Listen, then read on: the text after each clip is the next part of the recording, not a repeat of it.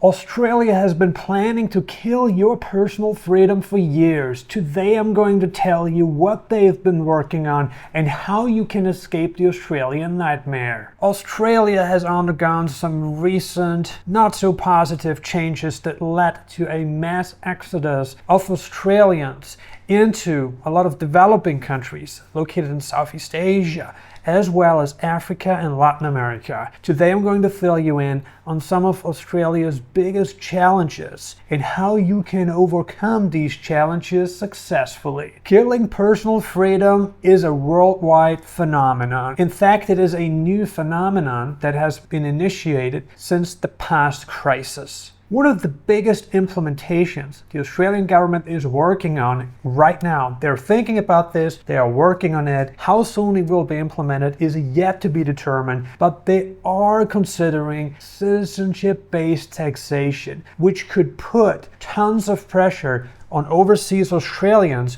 who would love to live overseas while not having to pay taxes back to the Australian government. What is citizenship-based taxation? Citizenship-based taxation is a taxation model that applies to citizens of a certain country. Now, there are only two countries worldwide that apply citizenship-based taxation. The United States is one of them, and obviously the most prominent country that applies this tax system onto its citizens abroad so that the United States government and IRS can collect more tax revenue from its citizens abroad. Whether this approach is legitimate or not is a whole lot of question, and in fact many critics have argued that citizenship-based taxation should not even exist, including even very prominent government figures in previous administrations as well as the current administration argue that citizenship-based taxation should not exist in the United States at all. It is unjust, it is unfair, it should not exist. Why is Australia looking to implement the very same model? Well, it is pretty simple. Australia is trying to implement this model because Australia needs more tax revenue.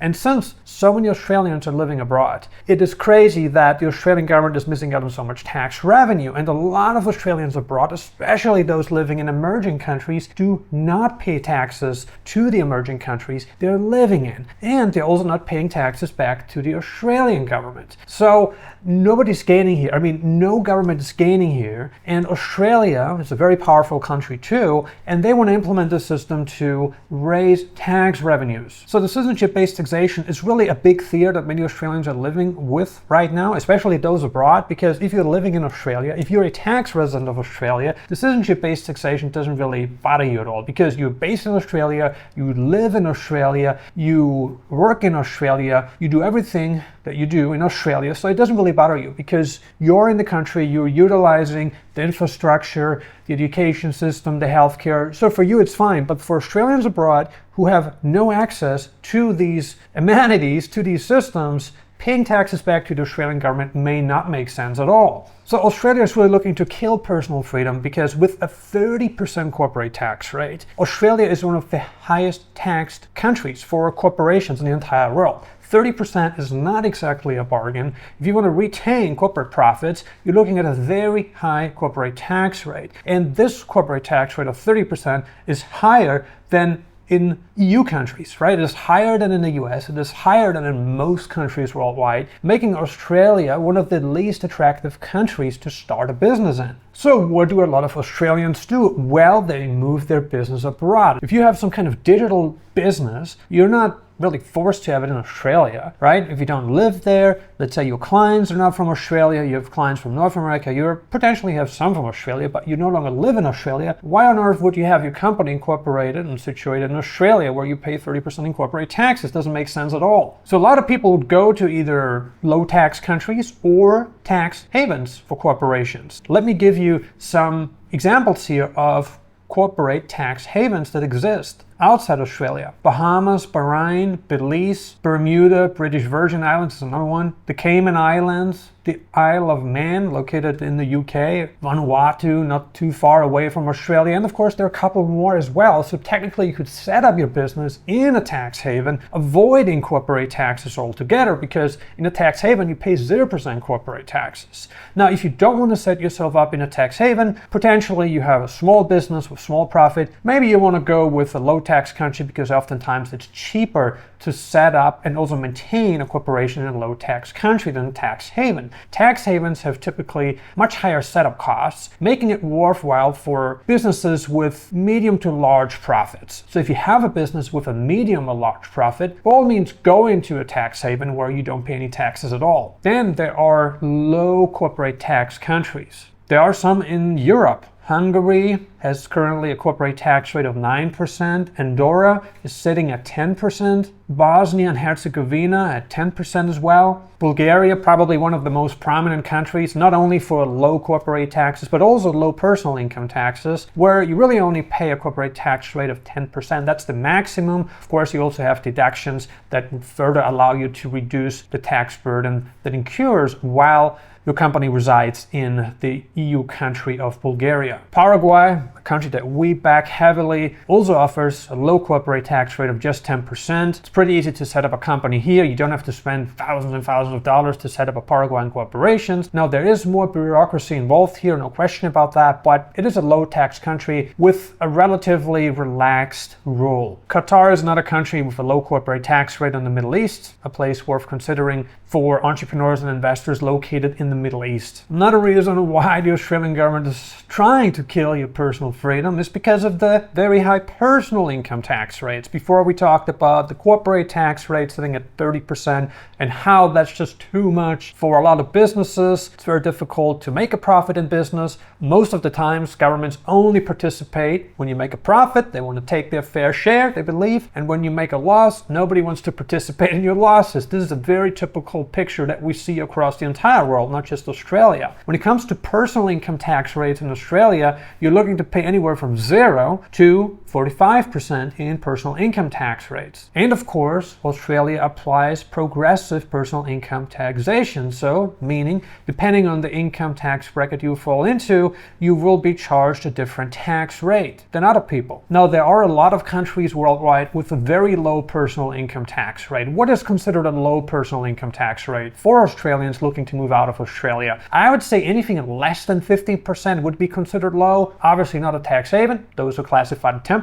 But if you can pay less than 15% in personal income taxes, I think you'd be doing pretty damn good, because in Australia, if you are in the upper middle class or in the wealthy category and you pay 45% in taxes, and if that means the majority of your income is taxed at 45%, then you may as well move to a country where you pay just 50% or maybe 10% in personal income taxes. Now, there are a couple countries in Europe where you can pay a relatively low personal income tax rate, and the usual suspects are sitting in Eastern Europe. Bulgaria, you're looking at 10% max. As always, there are certain deductions that you can apply to further minimize the tax burden that you have to pay to the Bulgarian government. Then we have Bosnia also sitting at 10%, and Kosovo also sitting at 10%. As you probably know, the majority of European countries have very high personal income tax rate. I mean, if you fall into the highest income tax bracket, so that it doesn't really make sense to move to those countries for tax reasons. Now, it would make sense for you to move to a Bulgaria, a Bosnia, because the taxes in those two countries are relatively low. There's not so much bureaucracy, there's less government interference, there's just more freedom there. You have Paraguay in Latin America, a country that taxes you a maximum of 10% of your taxable income. So by becoming a legal tax resident of Paraguay, getting your tax number, as an Australian, you're not going to pay more than 10% on locally sourced income. But the good news is that if you have income from outside Australia, you're going to pay 0% taxes. Why? Paraguay is home to a territorial tax system. So that would work very well in the favor of many Australians abroad, because a lot of them don't have local income in Paraguay.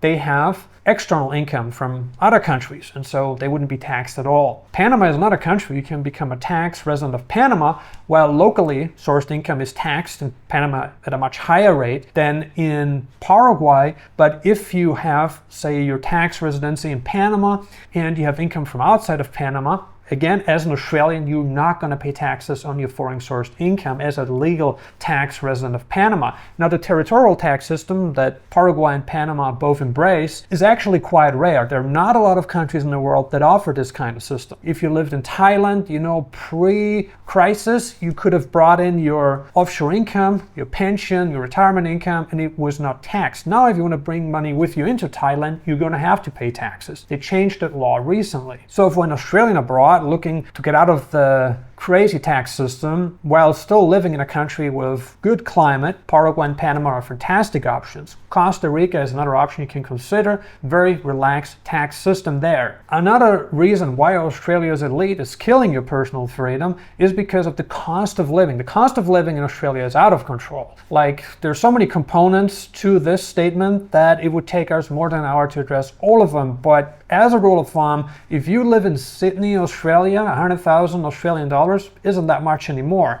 It's probably a very average income. Not too long ago, 100,000 Australian dollars a year used to be a very good income, and you could live a very comfortable, very decent lifestyle with that kind of money in Australia. Nowadays, 100,000 is not going to cut it anymore. It's just not enough. However, 100,000 Australian dollars in a country like Costa Rica, Panama, Paraguay, Bulgaria, Bosnia is a lot. Your money goes a long way in these countries because the cost of living is going to be a fraction. A lot of the times it's probably like 30% or 40% of the most. Well, you pay a lot less for goods and services that you purchase in these countries we mentioned. You're gonna have also a higher quality of life. One of the biggest reasons why Australians are looking to get out of the Australian system, of the Australian way of life, is because they can't afford it anymore. And home ownership is one of the very best examples that I can give you inside this video, where many Australians now watching this video are going to be shaking their heads. Very recently, Nomad Elite helped an Australian client from Sydney get residency in Paraguay. And one of the biggest reasons for getting residency here is home ownership. Home ownership is becoming possible for Australians living in Sydney. It's one of the most expensive cities in the entire world, and citizens and residents of Sydney have to save up for roughly 46 years just to have the down payment for their home. Now let that sink in for a moment. You're gonna grow a beard like Moses before you're gonna have your money. That's it. You're never gonna afford it, and this is just for the down payment. This is what the average Australian residing in Sydney is looking at right here, right now, in the 21st century. Just to have the down payment for a median home in Sydney, you're looking at 46 years of waiting time for the average person. If you're an average Australian, if you're middle class,